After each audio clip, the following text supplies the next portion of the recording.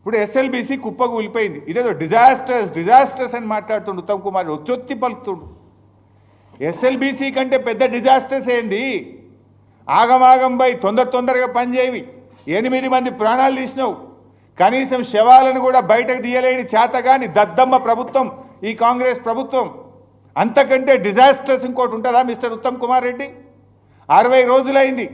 60 రోజులైనా డెడ్ బాడీలను కూడా బయటకు తీయలేనటువంటి చేతగాని ప్రభుత్వం ఈ కాంగ్రెస్ ప్రభుత్వం.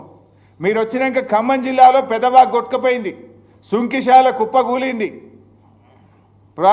పాలమూరు ఎత్తిపోతల పథకంలో వట్టెం పంపోజ్ నిండా మునిగిపోయింది, ఎస్ఎల్బీసీ టనల్ కూలిపోయి 8 మంది ప్రాణాలు బలిగొన్నావు నువ్వు. ఇంకా మీరేదో పెద్ద శుద్ధపూసల లెక్క మాట్లాడుతున్నారు. ఇవాళ చాలా విషయాలు పూర్తిగా సత్యదూరమైనటువంటి అబద్ధాలు మాట్లాడినటువంటి ప్రయత్నం చేసినారు. వారు మాట్లాడిన ప్రతిదీ కూడా నేను సాక్ష్యాధారాలతో ప్రూవ్ చేయడానికి రెడీగా ఉన్నా. ఉత్తమ్ కుమార్ రెడ్డి లైట్ అన్ని అబద్ధాలు మాట్లాడాడు, అసత్యాలు మాట్లాడాడు, అర్ధసత్యాలు మాట్లాడాడు. ఇవాళ కాళేశ్వరం ప్రాజెక్టు గురించి అదేదో ప్రాణహిత చేవెళ్ళ ప్రాజెక్టు మేము గొప్పగా కట్టినాం, మేమే స్టార్ట్ చేసినాం, మేమే పని చేసినాం. మరి మీరే పని చేస్తే ఎందుకు తమ్మిడిహట్టికి 8 ఏళ్ళు కాంగ్రెస్ ప్రభుత్వం అధికారంలో ఉంటే అనుమతి కూడా తేలేకపోయారు? మహారాష్ట్రలో కాంగ్రెస్ ప్రభుత్వం, ఆంధ్రప్రదేశ్లో కాంగ్రెస్ ప్రభుత్వం, ఢిల్లీలో కాంగ్రెస్ ప్రభుత్వం, 3 చోట్ల కాంగ్రెస్ ప్రభుత్వం ఉంటే 8 ఏళ్లలో మహారాష్ట్రాన్ని ఎందుకు ఒప్పించలేరు? ఎందుకు తమ్మిడిహట్టికి అంతర్రాష్ట్ర ఒప్పందం చేయలేదో ఒకసారి సమాధానం చెప్తారా? Is it not the failure of Congress party? Congress ప్రభుత్వం నిర్లక్ష్యం కాదా? ఒకవేళ 8 ఏళ్లలో 8 ఏళ్ళు మీరే అధికారంలో ఉన్నారు, రాష్ట్రంలో, మహారాష్ట్రలో, కేంద్రంలో 3 చోట్ల అధికారం ఉండి తమ్మిడిహట్టికి అనుమతి మీరు తెచ్చుంటే, కట్టి ఉంటే ఇవాళ ఈ పరిస్థితి ఎందుకు వస్తుండే? ఆనాటి మహారాష్ట్ర ముఖ్యమంత్రి మన ముఖ్యమంత్రి కిరణ్ కుమార్ రెడ్డికి ఆ రోజు రాసిన లేఖ ఇది. ఏం రాసిండు?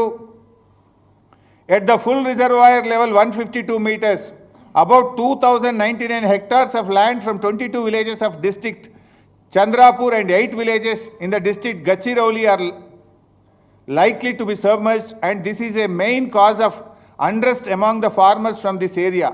It is also requested that the government should not proceed with unilaterally decided layouts and control levels, as it may lead to unfruitful expenditure.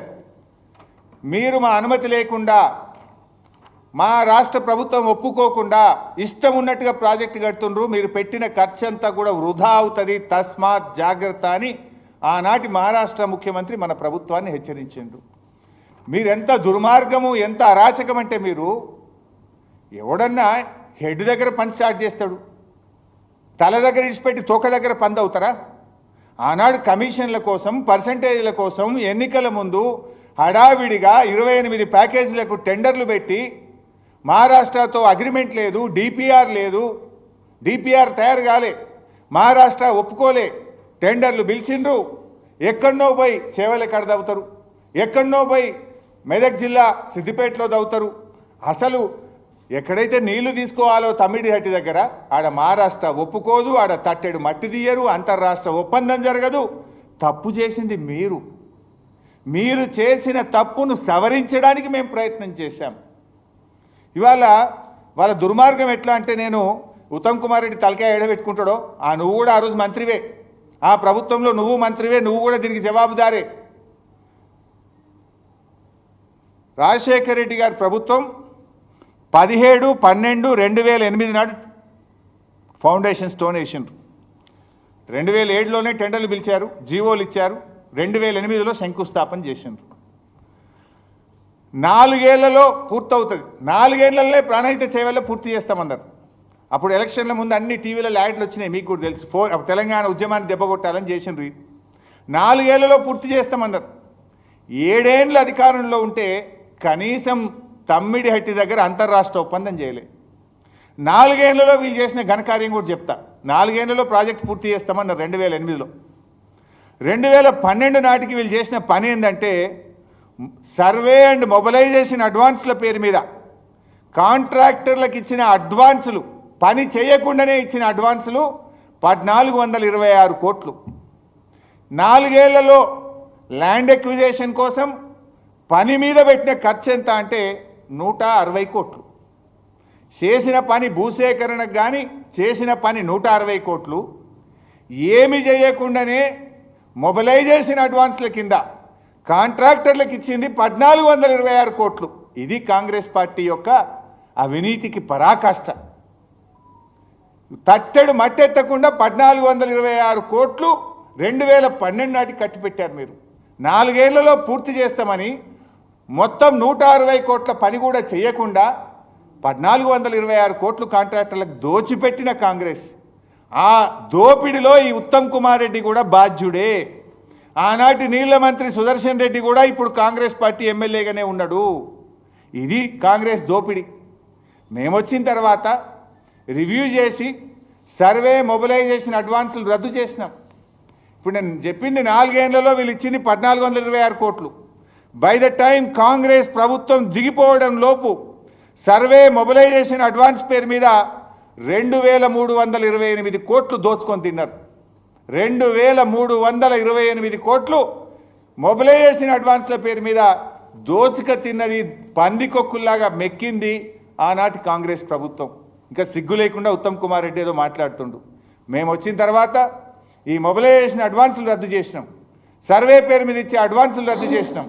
ఆ డబ్బంతా కూడా కాంట్రాక్టర్ల దగ్గర నుంచి రికవరీ చేసింది బీఆర్ఎస్ ప్రభుత్వం. ఇంకా నువ్వు మాట్లాడతావు సిగ్గు లేకుండా. ఇకపోతే ఇవాళ ఉత్తమ్ కుమార్ రెడ్డి గారు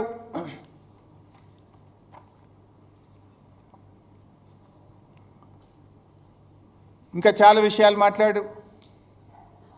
బీఆర్ఎస్ పార్టీ అన్యాయంగానట వీళ్ళు తమ్మిడిహట్టి నుంచి మేడిగడ్డకు మార్చిండ్రు అని ఈరోజు ఆయన మాట్లాడినాడు. ఎందుకు మార్చిండ్రు అని మాట్లాడే ప్రయత్నం చేసిండు. ఉత్తగానే మార్చినమాట మేము. మరి నువ్వు 8 ఏళ్ళు ఉంటివి కదా, 8 ఏళ్ళలో ఎందుకో తమ్మిడిహట్టికి పర్మిషన్ లేకపోతేవి, నువ్వు తెచ్చుంటే మేము మార్చాల్సిన అవసరం ఏంది? అయినా మేము అట్లా మార్చలే, మీలాగా బాధ్యత రహిత్యంగా ఉండం.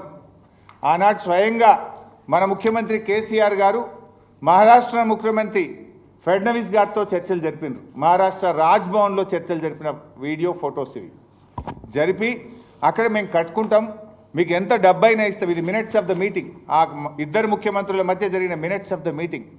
మాకు అనుమతి ఇవ్వండి, మేము కట్టుకుంటాము అని చెప్పి ఆ రోజు మేము ప్రయత్నం చేసినాం. దీనికంటే ముందు నేను కూడా వెళ్ళిన, అప్పుడు కాంగ్రెస్ ప్రభుత్వమే ఉండే, ముషరఫ్ అని అక్కడ ఇరిగేషన్ మినిస్టర్ ఉండే. నేను మన రాష్ట్ర ఇరిగేషన్ మంత్రిగా అప్పటి ఆదిలాబాద్ మంత్రి జోగు రామన్న గారితో కలిసి నేను మహారాష్ట్రకు వెళ్ళి మహారాష్ట్ర ఆనాటి ఇరిగేషన్ మంత్రి ముషరఫ్ గారితో కలిసి తమ్మిడిహట్టి